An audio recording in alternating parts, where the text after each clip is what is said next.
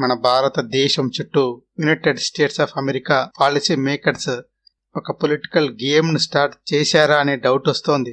అందుకేనా పాకిస్తాన్ దేశాన్ని అమెరికా తన చెప్పు చేతుల్లోకి తీసుకుంటోందా అనే డౌట్ వస్తోంది.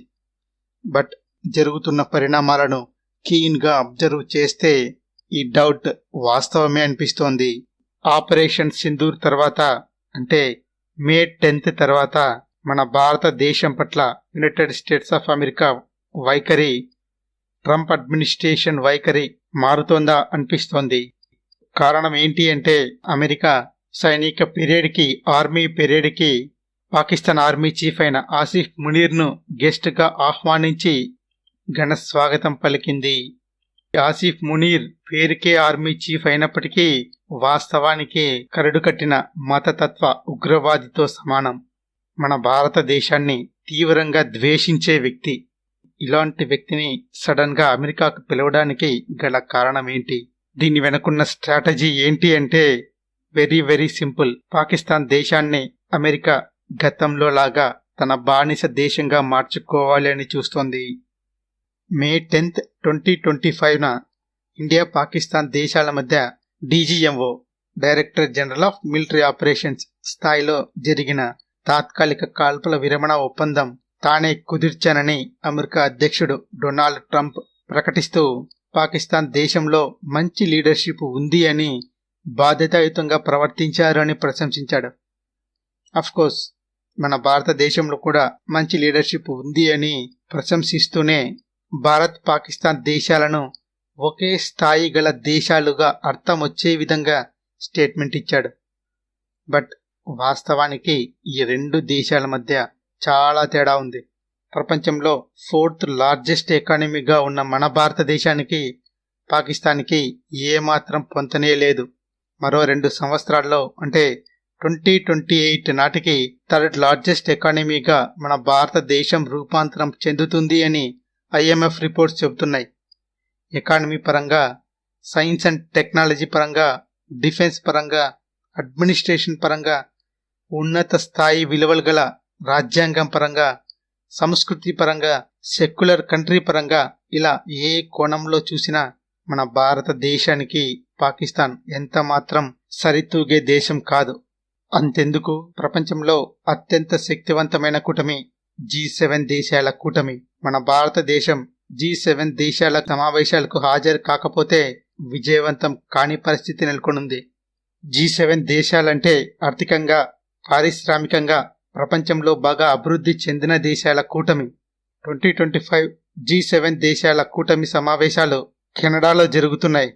మొదట్లో మన భారతదేశానికి ఈ సమావేశాలకు ఆహ్వానం అందలేదు. బట్ చివర్లో ఆహ్వానం అందింది.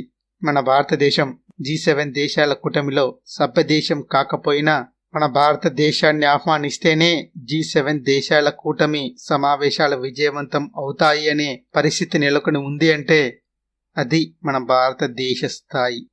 ఆపరేషన్ సింధూర్ విజయాన్ని పాశ్చాత్య మీడియా చాలా తక్కువ చేసి రాసింది. పాకిస్తాన్ ఫేక్ ఇన్ఫర్మేషన్ను అదే నిజమని ప్రపంచం నమ్మే విధంగా ప్రాముఖ్యతనిస్తూ కథనాలను ప్రచురించాయి.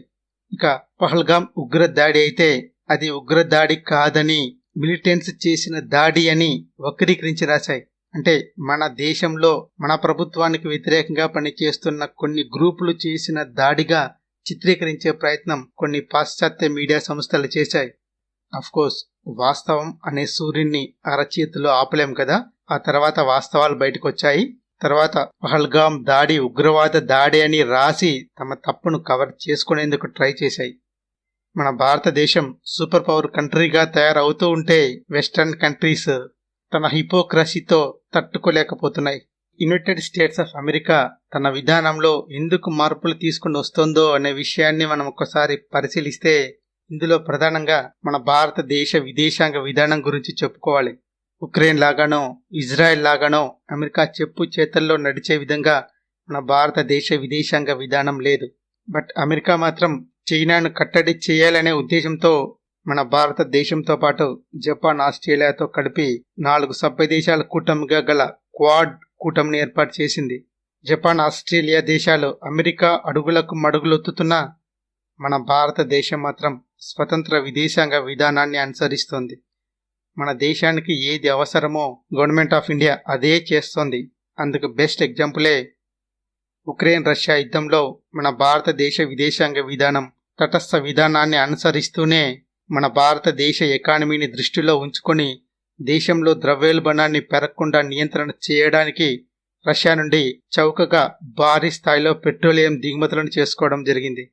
దీన్ని అమెరికా తీవ్రంగా వ్యతిరేకించినప్పటికీ అమెరికా ఒత్తిళ్లకు మన భారతదేశం ఏమాత్రం లొంగలేదు.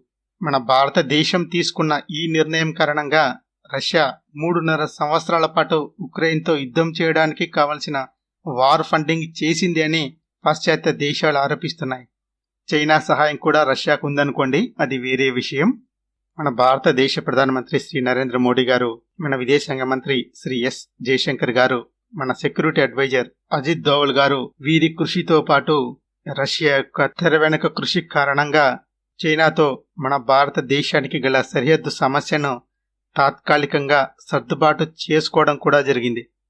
ఇందులో అమెరికా పాత్ర 0% అనే చెప్పాలి. ఉక్రెయిన్ లాగానో ఇజ్రాయెల్ దేశం లాగానో అమెరికా ప్రయోజనాలను నెరవేర్చే విధంగా మన భారతదేశం చైనాతో యుద్ధం చేసే పరిస్థితి, వాతావరణం కనుచూపు మేరలో కనిపించడం లేదు.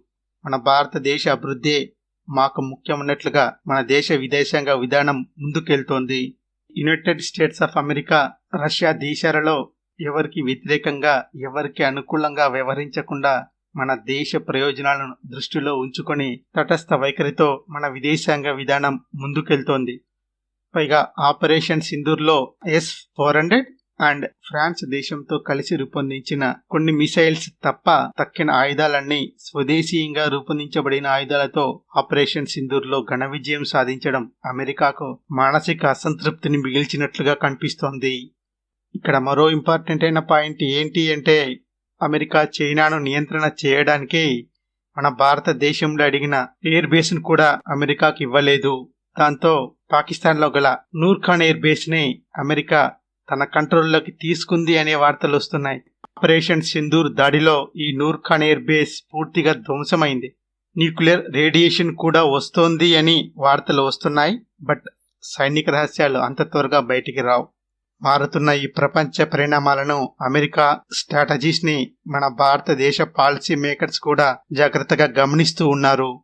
బట్ ఇక్కడ అందరూ గమనించాల్సిన ఫ్యాక్ట్ ఏంటి అంటే, అమెరికా సపోర్ట్ లేకపోతే రష్యా లాగానో, ఇరాన్ లాగానో, నార్త్ కొరియా లాగానో ప్రపంచంలో ఒంటరిగా మిగిలిపోయే అవకాశం ఉంది. మన దేశం సూపర్ పవర్గా తయారవ్వాలి అంటే అమెరికా సహకారం తప్పనిసరి. ఇది మన భారతదేశానికి క్లిష్ట సమయం. ఒకవైపు అమెరికాతో సఖ్యతగా ఉంటూనే మరోవైపు అవసరమైతే చైనాతో మన ఫ్రెండ్షిప్ స్థాయిని మరింత పెంచుకునే విధంగా జాగ్రత్తగా అడుగులు వేయాలి. ఏ నిర్ణయం తీసుకున్నా మన భారతదేశం సూపర్ పవర్ కంట్రీగా తయారవ్వడమే మన లక్ష్యంగా ఉండాలి. Thank you for watching this video.